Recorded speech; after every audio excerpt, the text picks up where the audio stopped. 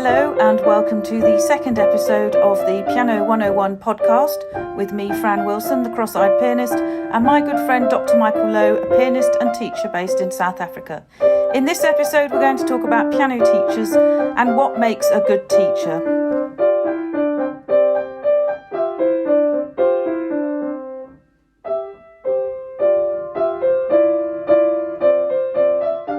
Well, today, Michael, we thought we'd talk about piano teachers and specifically the qualities of a good teacher. So you're a teacher, I have been a piano teacher. We've both been taught by a variety of people from a young age, I guess. I mean, what age were you when you started having piano lessons? Just out of interest. I find that's actually quite a good question because I started piano lesson when I was very young. I think I was 5 or 6. And then my dad decided that I have to have piano lessons, or maybe slightly older. I can't remember the specific age, but all I can remember was that I have a teacher that won. You find this funny because this is something that we're going to be talking about in our next episode.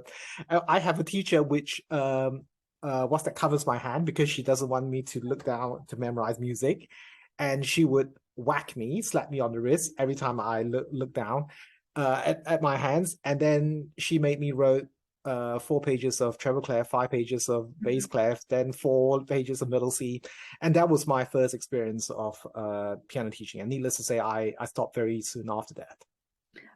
Actually, my experience was somewhat similar. So I don't even remember how old I was. I was 5 or 6, I think. And I went to a lady called Mrs. Scott. And she seemed very elderly, but she probably wasn't. And she had a big grand piano in her front room, and her husband would silently bring her cups of tea in bone china, cup and saucer, whilst I was having my lessons. But what you say about writing out treble clefs and bass clefs and things like that, I remember doing that. But I also remember being given the same piece of music week after week to study, and just finding it so dismotivating and uninteresting. And when I started teaching, that was one of the things that I said to myself, that no student of mine would be bored, and if I could possibly manage it, and also that they wouldn't have to play music that they hated. Because I'm amazed that I got to grade 5 with her, because there was so much music that she gave me to learn. This was in the early 1970s that was just grim.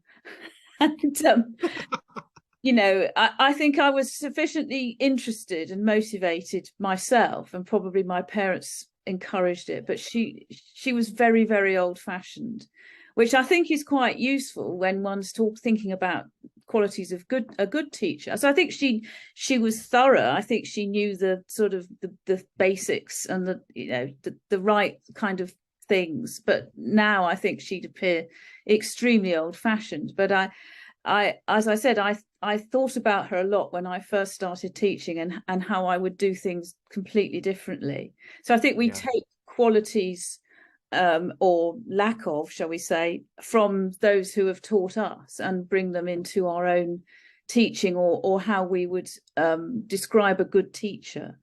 Without doubt. I would say that I was very fortunate when the family moved to England. The person that actually reignited my passion in piano playing was a gentleman called Richard Frostic, which, if you've seen the Queen's Jubilee performance recently, he was on there conducting a choir. I think he's the head of the BBC Overseas Radio Choral something. I can't remember exactly. I actually spoke to Richard a couple of years ago when I was in England, and he was very complimentary, and he said that he was very proud of me or what I've achieved, and he never thought in the nicest of way that I would be sort of, not that he would never thought that I would be a musician, because am I making sense? Because there's so many things to do in life, and of course, I mean, we all know how much impact and what the influence of Graham Fitch has in my life. And then of course there's Clive Williamson, and after that Neil Ilmerman, who I think is a terrific mentor. I mean, I love that man, I mean, his sense of humor. And of course the person that also I consider that finished my studies with is Hendrik Hofmeyr, who is an absolute genius not just of a wonderful musician. I mean, you've got to be a fantastic musician to be the gold medalist of the Queen Elizabeth competition, you know, but also a fantastic human being whose company I really enjoy, and we still meet up and have dinner and just talk about life now and then, which I think is great. But you're right. I think there's certain things that, you know, when there's certain experiences that we have that we think that actually if we've ever become a teacher, or we would never do that, as opposed to then you take all the good qualities that your teachers have and then you try to inevitably make it your own and try to improve on them, I guess. Yeah, I totally agree with that. So when my parents moved to down to Hertfordshire, I moved piano teachers, and obviously I was keen to continue, so I was just starting at secondary school, where I was very fortunate to also have a very good music teacher who had such an enthusiasm, and kind of at that time I had no sense of the snobbery surrounding classical music. I just thought it was something that we enjoyed and we did, and there was none of this. It was only when I went to secondary school that I became more and more aware that somebody who was good at music was obviously an oddity to be teased. But the music teacher at secondary school had an amazing enthusiasm and a very sort of inclusive approach. So all the orchestras and choirs were open to everybody, and members of staff sang in this, including the headmaster, sang in the senior choir, which was really, you know, that was great, because you saw your teachers in a slightly different way, although the music teacher had to be very careful about criticizing the tenors, because the headmaster sang in the tenor section. He wasn't actually that good a singer. But I also had a very good piano teacher. Her husband was actually a professor at the Royal Academy, and she was an LRAM. And, you know, for my parents, that meant she was obviously very good, and she was a good teacher. And I think the thing that I found really helpful from her was that she never discouraged me if I went to her with repertoire that was, you know, stuff I'd found that wasn't set by her. And I, you know, when I was with her, I was back on the exam treadmill, but I kind of wanted that. You know, I wanted to get my grade 8 because it was going to help with my A-level grade. But I remember going to her when I was about 12 or 13 with the Schubert impromptus, which, as you know, I've written about a lot and play and adore. And which are not easy to play. No, but, you know, I was 12 or 13. I'd just passed grade 6. I really didn't understand that music in terms of the, you know, Schubert's life and all of that stuff, but also it was advanced repertoire. And I played or rather attempted to play the A flat major impromptu, the number 4 of the first set. And I must have played it really badly, because when I went to have lessons as an adult, I took that to my then teacher, Penelope Roskell, and she was very kind. When I said to her this was how I had previously learnt it. But my teacher, Mrs. Murdoch, she was so good, because instead of saying, oh, you can't possibly learn that, it's too advanced for you, you need to be more mature to play this music, she just sat down with me and helped me find a way through it. So that again was something that influenced me when I was teaching, that if a student wanted to learn something and it was perhaps a bit too advanced or more complicated than what they were currently studying, I wouldn't say, no, you can't do it. I'd say, let's see how we can find a way through it to enable you to make a start on learning it and playing it. And I remember one of my students, she did have a very overbearing mother, which was unfortunate. And it's a problem which you and I know about. And she came after Christmas with Debussy's Clair de Lune, and she had learnt the first page, and she'd learnt it really well. And she'd done all of that on her own, and she played it, and I almost had to go out the room and cry, because it was just so wonderful that she had done this on her own. And she said to me, oh, I thought you'd be angry with me because I wasn't studying playing my grade pieces. And I said, not at all. And I said, this is fantastic. You've done this on your own. You've actually done a lot of really good work.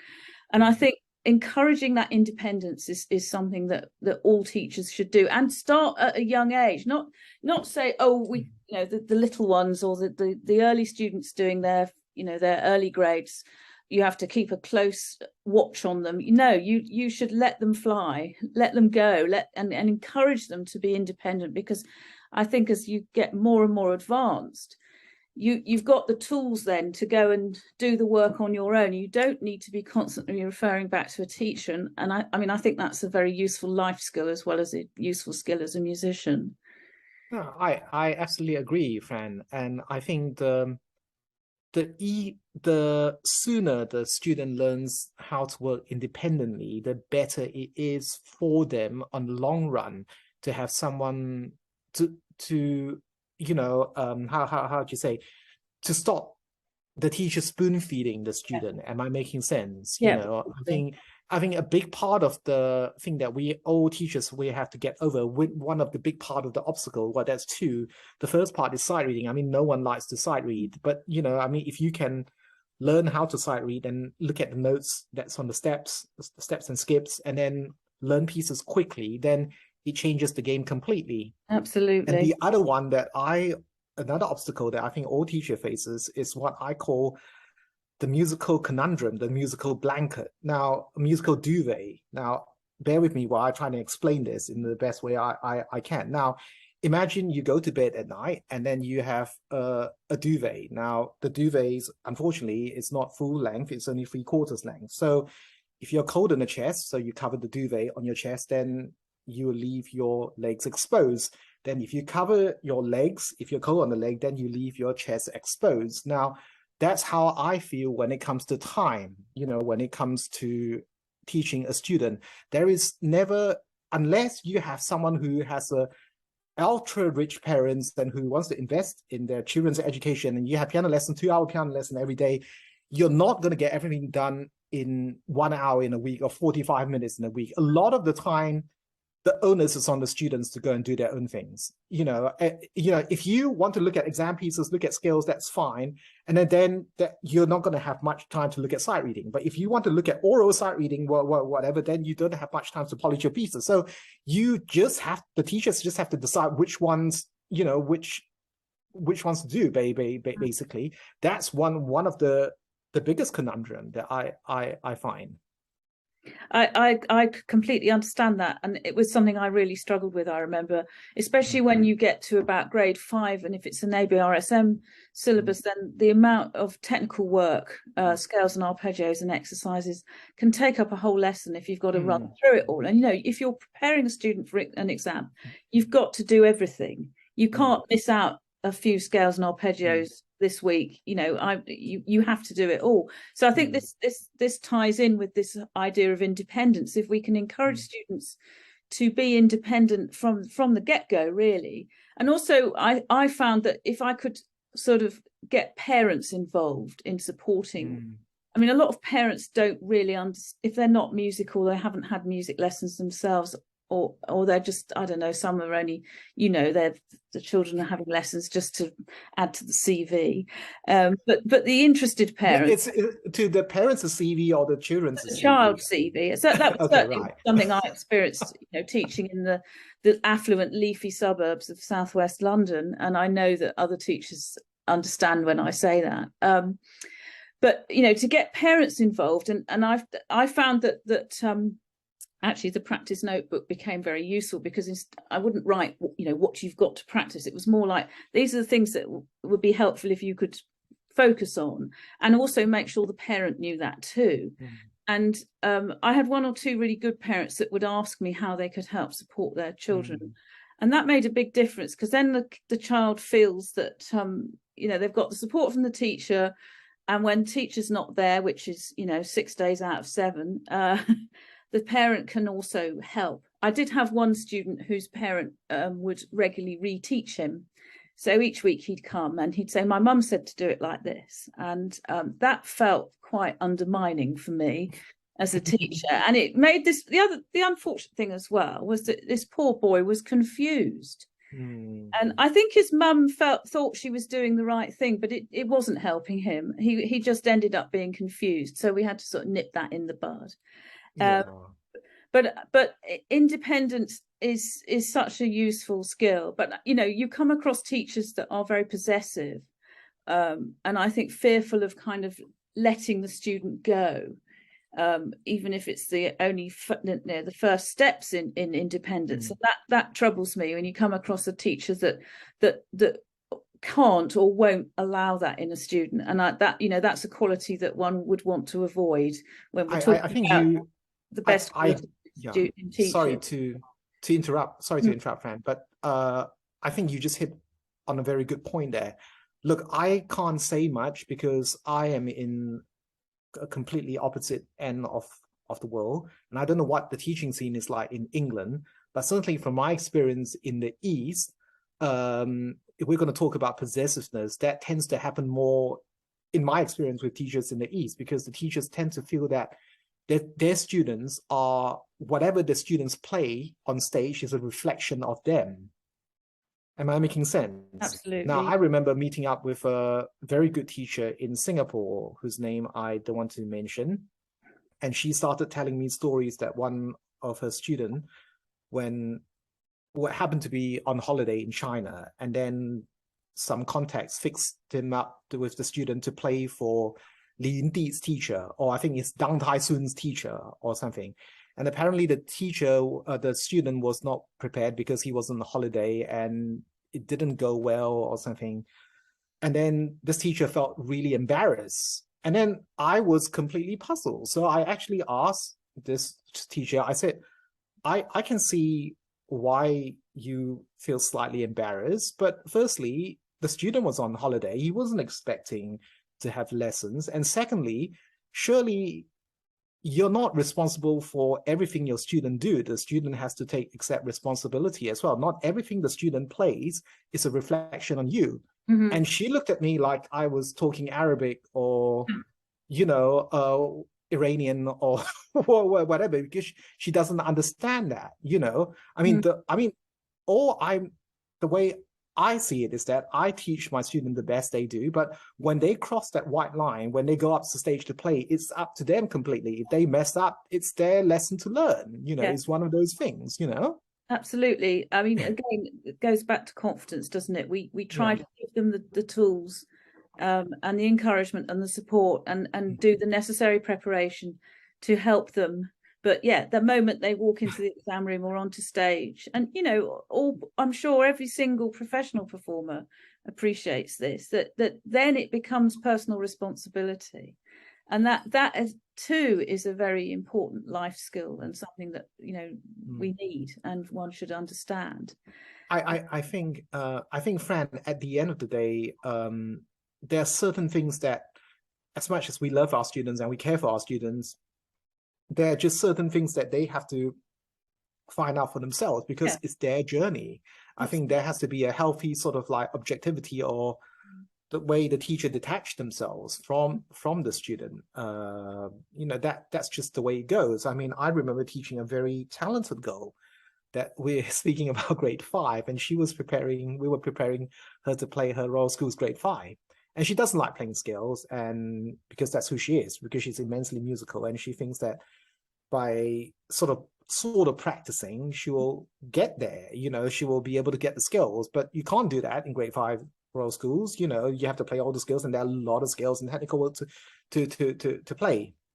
Anyway, just to cut a long story short, I decided that coming up to the exam, the only way that she's going to learn her lesson is for her to go into the exam and to mess up her skills. And that might sound really cruel, but that's, I've taken that decision. So quite rightly so, she went into her exam and she ended up passing, but it didn't go well. I think she was hoping for more than just a pass. And I remember she came out and she was sobbing and all this sort of stuff. And she looked at me and she says, "Dr. Lau, I'm so sorry, I've let you down." And she cried, that sort of stuff. And cried on my shoulders. But unfortunately, that is the only way forward that I could see to work out with her.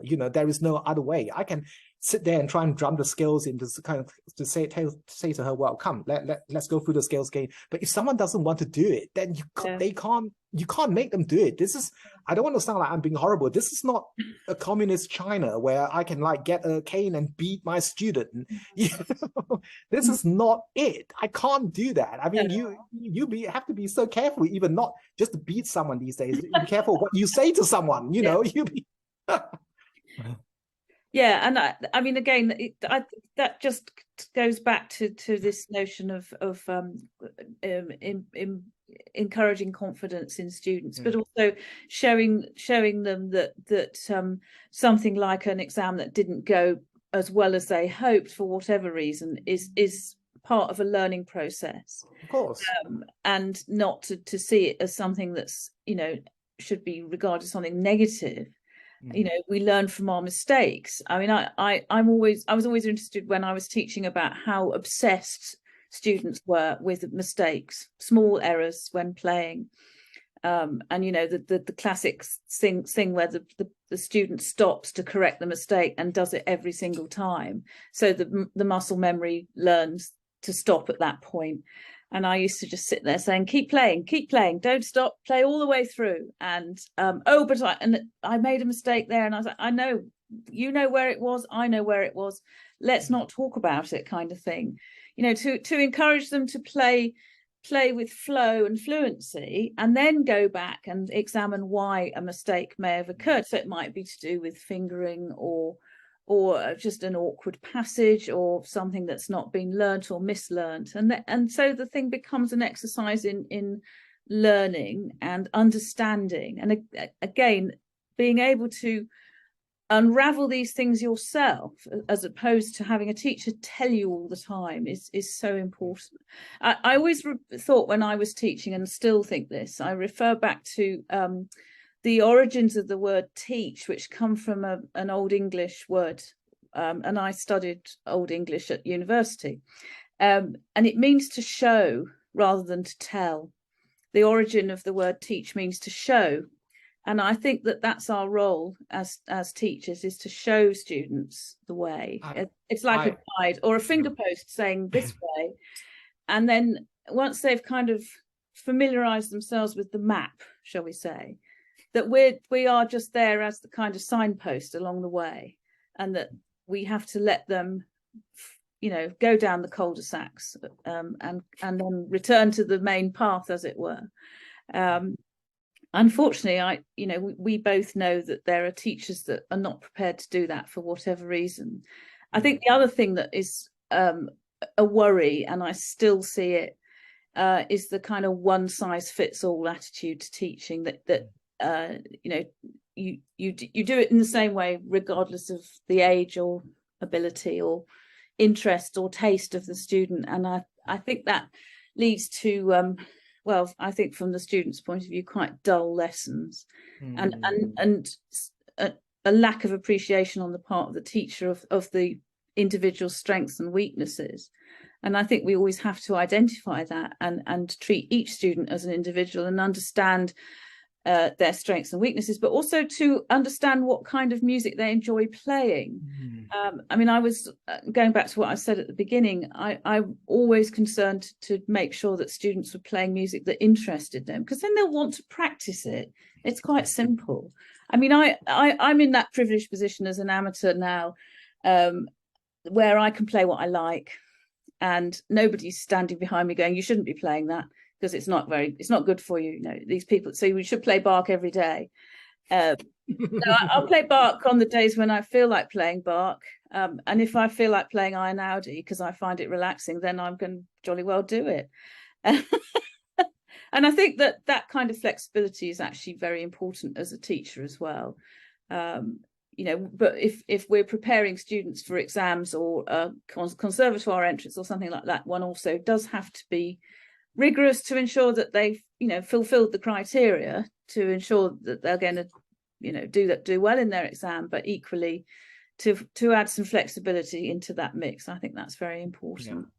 Yeah. I think it's to get the balance between the two. I always say to my students, I say, I always have a deal with them. I say, we'll learn one piece that you want to play, then you have to learn one piece that I want you to play. Then I think that it's fair, that sort of stuff. So someone will probably play a little Bach prelude, but then he might want to play, like, for argument's sake, an Adele song, Yeah. or Ludovico Einaudi, or like a Richard Clayderman, which, whatever, but whatever floats your boat, that sort of stuff. But I do think that one has to be realistic. I mean, I actually got a very long proposal by an elderly lady, not elderly, by actually from a lady, just a couple of days ago. I've never had a proposal. Someone written out me a actually long letter of why they wanted to start piano lessons with me. It's actually quite scary, because it seems that she's been doing in her proposal, she actually said that of all the research that I've done of you for the last 2 months has convinced me that you're the piano teacher for me. And I said, what the hell have you been looking up at me? This is very stalkerish. And anyway, but one of the first questions that I ask her is that I ask her, I said, what is your musical aim? And then she find it quite, sort of taken back. I said, because if you was to say to me, Michael, in exactly a year's time, I would need to play, is my ambition to play the entire Liszt Transcendental Studies up to speed, or the Rachmaninoff Second Piano Concerto, then I'm going to say to you right now, I'm a good teacher, but I'm not a magician. One has to be realistic in what you want to achieve here, or all the Chopin etudes, that sort of stuff. So I do think that there is healthy balance. I mean, if someone, for example, if a high school student comes to me and said, and it has happened to me before, to say that, Michael, I would like to play, can you believe some of the nicknames to be given to the Chopin etudes? I mean, they're absolutely ridiculous. I mean, like Opus 10-4 is called Torrent. I mean, who the hell made that crap up anyway? And the first one's called Waterfall. 10 number 1 is called Waterfall. Anyway, I remember a student saying to me, I would like to play Chopin's Waterfall etude. I was like, which one's that? I've never heard of it before. And then it was, of course, 10-1. And then, of course, I could see that, even though her hands is not big enough, but there's certain things that we can do by playing slowly to help her. But you're right, find out a way to do it. I think music should be played, Fran. It shouldn't be so, there shouldn't be so many stigma over it, really. Absolutely, yeah. It was written to be played, and that's the end of it, really. And composers working today who are writing music and writing piano music to add to the repertoire, I'm sure that their fundamental motive for writing it is to have it played, and you put it out there, and it's there to be played. Your anecdote about the elderly lady who approached it reminded me of something else that I think is very important as a teacher, and that's managing expectations. Sure. And I encountered this more, I think, with adults than children and teenagers. So, adults have a very different motivation for learning. And actually, it's quite interesting coming across ones who, like me, actually gave up and then have returned to playing and having lessons, and often have very high expectations, and, like you said, expect the teacher to be a magician. So you want to motivate and encourage, and you don't want to flatten their enthusiasm, but you do have to sort of say, well, actually, we'll have to work up to that. So I had a very entertaining adult student. He only came for 2 lessons. I don't know if I frightened him off or whatever it was. And he was a London taxi driver, and he arrived in his black cab, which I thought was very entertaining. And he had huge hands, huge sausagey fingers. And he was playing grade 8 repertoire. And actually, he brought the Beethoven Sonata in C minor, which I did for my grade 8, way back in the early 1980s. And which one's that one? Opus 10, number 1. Okay, right, yeah. Okay. And he absolutely crashed through it, but you could tell that there was lots of potential. And then when he'd finished playing it, I made positive comments, because you can always find positive things. So it was kind of there. He actually just needed to slow down, dial the speedo down. But he turned to me and he said, I'm going to learn the Rack 2 and play it. And I'm like, okay, okay. So I said, all right, well, we'll work towards that. You know, it's great if people want to aim for things like that, but you do have to be able to say, let's just focus on this first, and we'll work towards that. Or maybe find a piece of music that feels challenging and as beautiful as something like the Rack 2, but is not perhaps quite such a monumental challenge for a player like that. No, that makes complete sense. Yeah. So Yeah. I'm just looking at the clock now. I think we're coming up to our 5-minute warning. We are, which means we have to now consign some things to Room 101, as we do every episode. So we've talked a lot about the things we don't like and the things that we do, the qualities that we do approve of in teachers. So why don't you put a few things in, or one or two things in Room 101, Michael, and then I'll add some. Okay, this might be a potential, what I'm about to say now might potentially turn into another full-blown episode. But I would like to say that the first thing that I want to assign to Room 101 is this. From my teaching experiences, when a student said something that triggers you or makes you angry, I find that more often that's nothing to do with the student. It's actually got to do with me. And, and I think there is a human way of going to deal, not to deal, but to interact with the student without putting them down.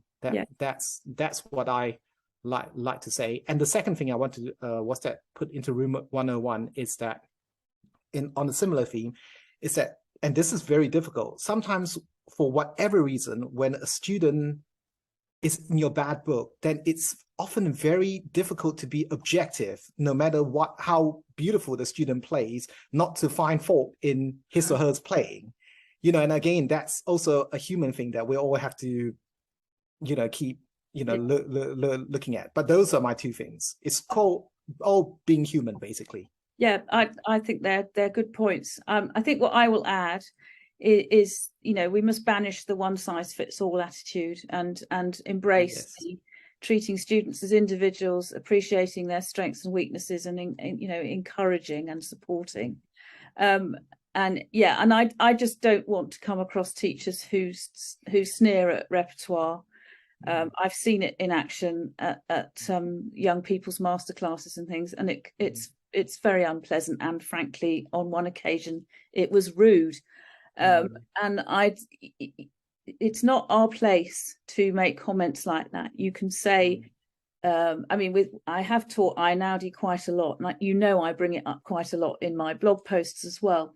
And the snobbery surrounding his music interests me, but I have also found that kind of repertoire is a very useful jumping off point for exploring minimalism and talking about the genre of minimalism with students. And I've had students play Philip Glass and love it, having had their sort of gateway through Einaudi. So, let's not knock repertoire. I think we've talked a lot in the past, Michael, haven't we? And we may well cover this in another episode about good and bad music. Now, there are some pieces that really are bad, but they're few and far between, in fact. And if a student brings something that you actually think is bad music, you're not going to sit there going, oh my God, that's awful. Why have you brought that? That's just not on, because that's like they're about being human and showing humanity as teachers. We have to put aside those attitudes and simply say, how are we going to find our way through this piece, and encouraging the students. So no sneering at repertoire, no one size fits all. Right, Room 101 is closed for this episode, and we will meet again very soon for another conversation, which I think is going to be on that thorny subject, memorization, isn't it? Oh, that should be fun. Yeah. Always subject of a lively conversation online, I think. Yeah, I think so. Oh, yes. Great. Looking forward to that one. Good Thank you, stuff. Fran. Thank you, Michael. Great to chat to you again, and we'll see you again soon. Cheers. Thank you. Bye now. Bye.